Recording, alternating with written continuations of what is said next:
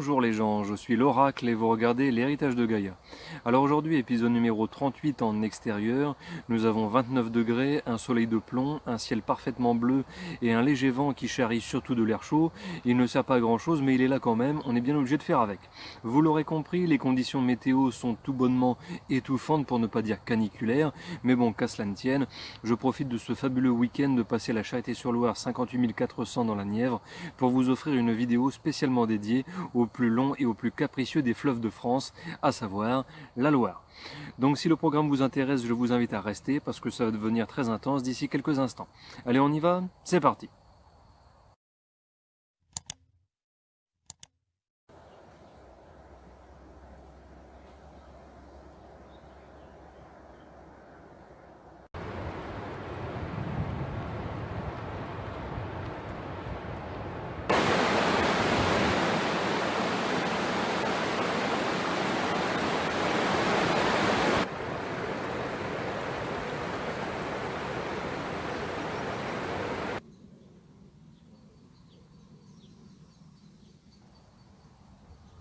Bien, commençons par le commencement en faisant un petit peu d'étymologie autour du nom de la Loire en lui-même.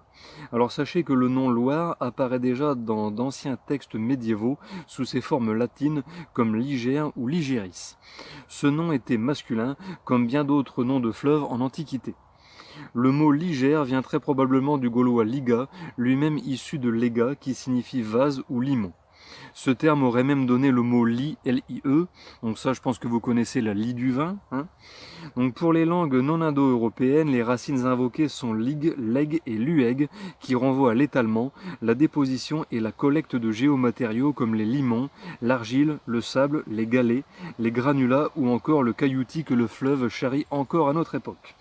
En occitan, on a les mots l'air, l'aira, léger ou ledge, de même qu'en breton, on retrouve ligère ou lié. Les vikings disaient justement l'aira, comme les Islandais le disent aujourd'hui. Ensuite, sachez que les habitants du bassin de la Loire sont appelés les Ligériens ou les Ligériennes, donc en rapport avec Ligère ou Ligéris. Et enfin, sachez aussi que le fait de baptiser un cours d'eau, ça s'appelle de l'hydronymie. Donc hydro c'est l'eau et nyme c'est le nom, donc hydronymie.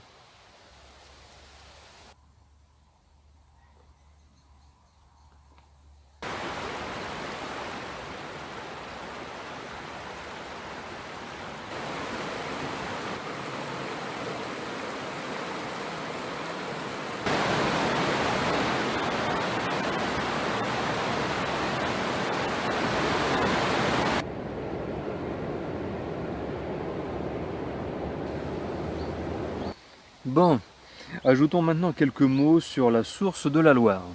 Donc ce fleuve prend sa source à environ 1408 mètres d'altitude au sud-est du Massif central dans le Vivarais, au pied sud du mont Gerbier de Jonc dans la commune ardéchoise de Sainte-Eulalie. Donc nous avons la même nappe phréatique au sud du mont Gerbier de Jonc qui donne naissance à de multiples sources voisines. 3 d'entre elles ressortent comme étant des sources officielles du fleuve. Donc la source authentique, la source géographique et la source véritable. Donc la distance entre ces sources est courte, parfois même de moins d'1 kilomètre, ce qui fait que le fleuve n'est au départ que le rassemblement d'une multitude de ruisseaux issus de la même nappe phréatique et qui se rejoignent ensuite rapidement.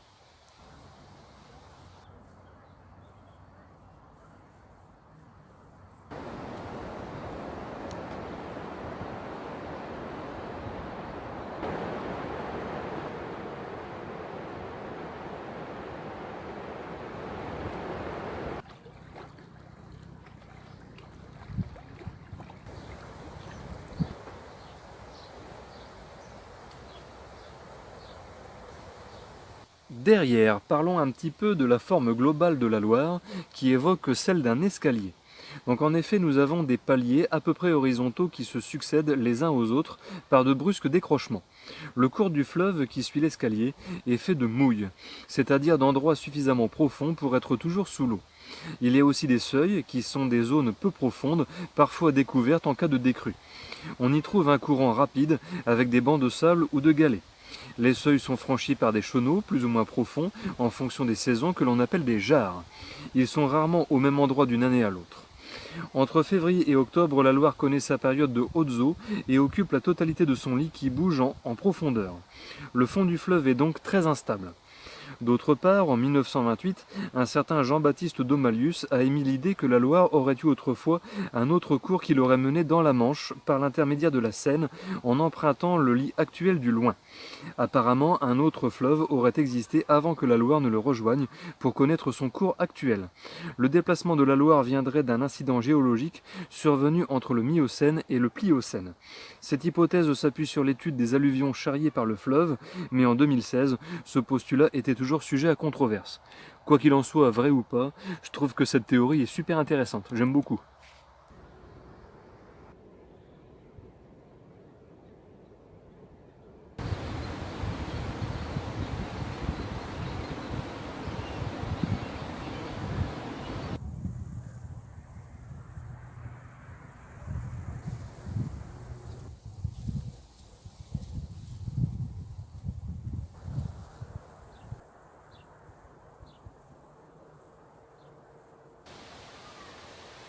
Alors là, les gens, je vous invite à vous accrocher parce qu'on va parler de l'itinéraire actuel de la Loire.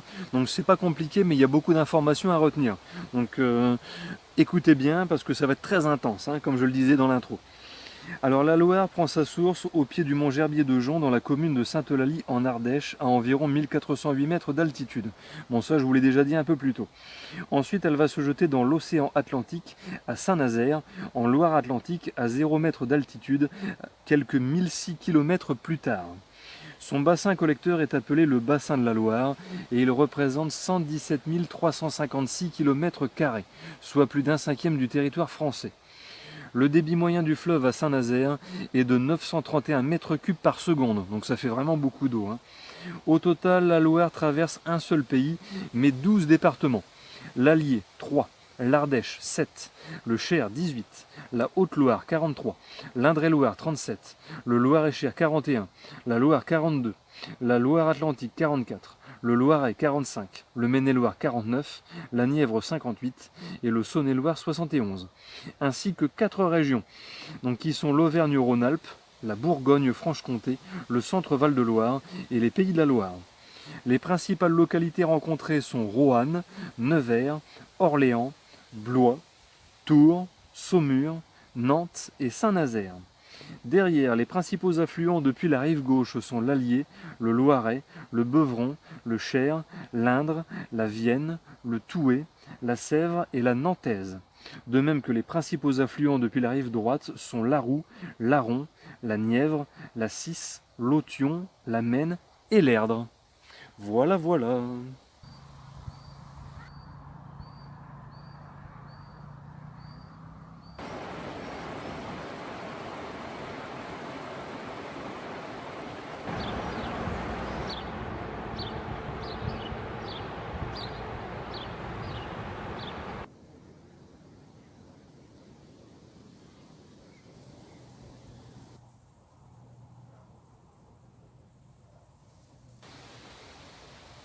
Bon, passons maintenant au point de vue de l'écologie. Alors la Loire est considérée comme une entité écologique exceptionnelle, c'est-à-dire le dernier grand fleuve relativement sauvage de France, qui est un corridor biologique d'importance nationale et pan-européenne pour la migration aviaire et celle de nombreux poissons. Malheureusement, elle est touchée par une pollution dite diffuse, issue de rejets directs ou indirects, pas ou mal épurés, des ruissellements agricoles, avec les engrais, les pesticides et autres matières venant de l'érosion des sols, mais aussi des ruissellements urbains et des retombées atmosphériques. Donc la Loire est régulièrement surveillée et traitée si nécessaire. En mars 2013, une étude écotoxicologique a révélé que des mollusques, des crustacés, des poissons et autres superprédateurs de Loire étaient affectés par pas moins de 54 polluants comme le PCB, des pesticides, du mercure, des résidus médicamenteux, des perturbateurs endocriniens, des désherbants, du plomb, du cadmium et des cyanobactériens. Sympathique, hein ?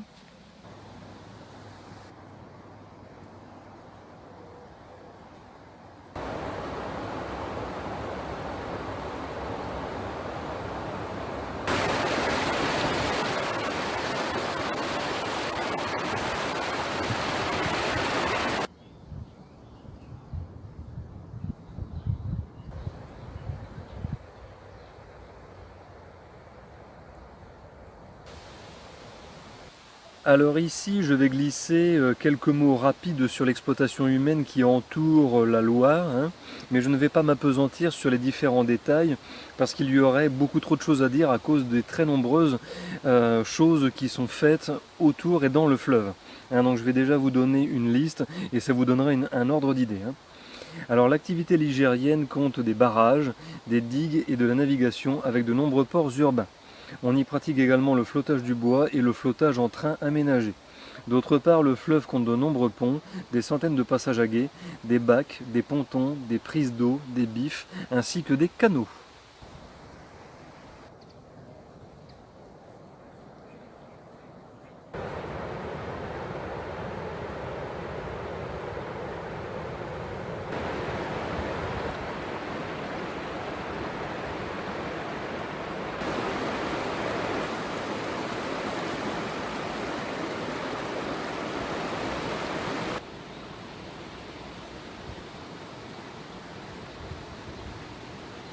Donc sinon, l'une des exploitations ligériennes qui a le plus retenu mon attention, c'est celle du sable de Loire.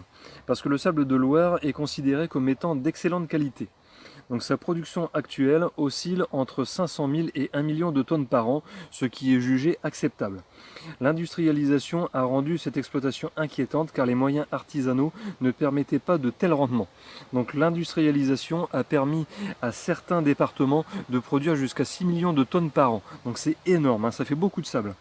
En 1992, les prélèvements intensifs ont été stoppés, ce qui a permis au fleuve de restaurer ses réserves de sable nécessaires à son équilibre écologique et au maintien des plages de côte.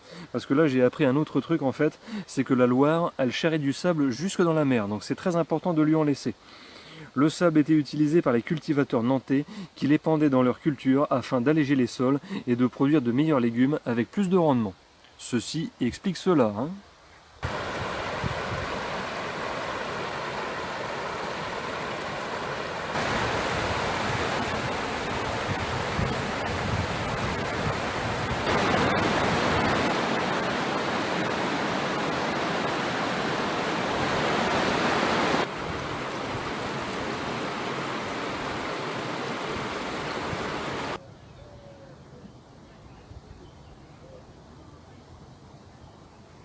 Alors bien souvent, la Loire est surnommée affectueusement fleuve sauvage, mais il faut savoir c'est qu'elle est exploitée depuis l'Antiquité, ce qui rend l'appellation quelque peu mensongère aux yeux de certains spécialistes, car la Loire est considérée comme trop civilisée entre guillemets pour être sauvage.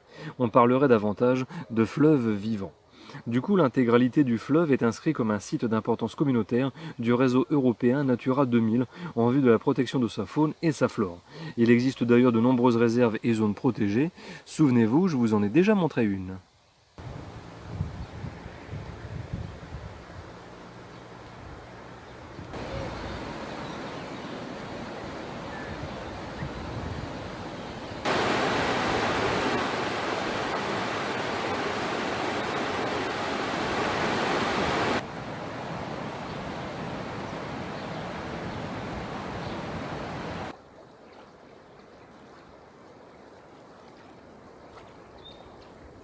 Bon, chers amis, pour conclure cette vidéo, je vous propose de découvrir 5 faits intéressants concernant la Loire en elle-même. Numéro 1, la Loire est également appelée fleuve royal à cause de tous les châteaux royaux qui ont été érigés à proximité de son lit. Numéro 2, elle donne son nom à 6 départements français et à 3 régions françaises. Numéro 3, les 280 km de la vallée de la Loire située entre Sully-sur-Loire et Chalonnes-sur-Loire sont classés au patrimoine mondial de l'humanité par l'UNESCO depuis 2000. Numéro 4. La Loire à vélo est un projet d'itinéraire de 800 km de long qui longe le fleuve pour les randonneurs à bicyclette à la découverte des paysages et des cités ligériennes. Numéro 5, et ce sera le dernier point ici, de nos jours la Loire est navigable depuis son estuaire jusqu'à Montsoreau près de Saumur.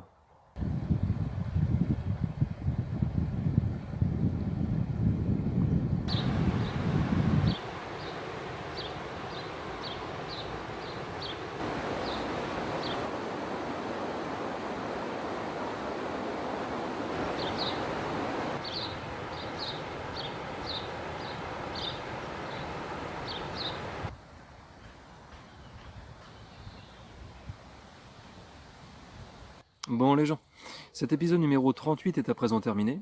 J'espère qu'il vous a plu. Bon, moi de mon côté, j'avoue en toute franchise que même si je viens voir la Loire annuellement, eh bien je me rends compte que je savais très peu de choses à son sujet. Donc faire cette vidéo était une excellente initiative, parce que déjà ça m'a permis de vous la faire découvrir plus en détail, mais à moi ça m'a aidé à combler quelques lacunes d'ordre culturel. Donc franchement, je ne regrette pas le déplacement, parce que c'était une bonne idée. Bon, ceci étant dit, vous connaissez les tarifs habituels. Si vous n'êtes pas encore abonné à la chaîne, eh bien je vous invite à franchir le pas. Abonnez-vous, hein, cliquez sur le bouton s'abonner, activez la cloche pour être informé des dernières nouveautés. Partagez la vidéo, ça permet à la chaîne de grandir, de se faire connaître et aussi de prendre de l'ampleur, hein, c'est important. N'hésitez pas à lâcher le petit pouce vers le haut qui fait plaisir et qui motive bien comme il faut. Et si vous avez des choses à dire, eh bien exprimez-vous dans les commentaires. Vous savez que je vous lis et que je vous réponds, toujours avec grand plaisir. Je vous remercie d'avoir regardé jusqu'à la fin et je vous dis à bientôt pour effectuer de nouvelles découvertes à caractère fluvial. Hein. Bon bah allez, salut!